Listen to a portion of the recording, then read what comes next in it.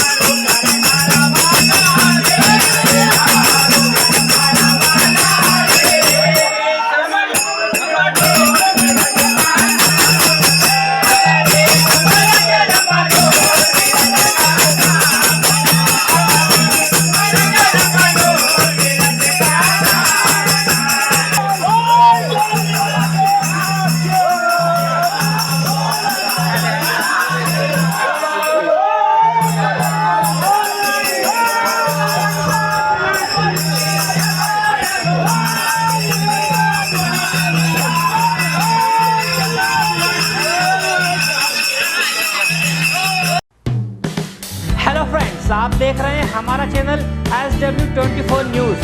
हमारे सारे वीडियो सबसे पहले देखने के लिए आप हमारे चैनल को सब्सक्राइब करें और पास में लगे बेल आइकन को दबाना बिल्कुल भी ना भूलें।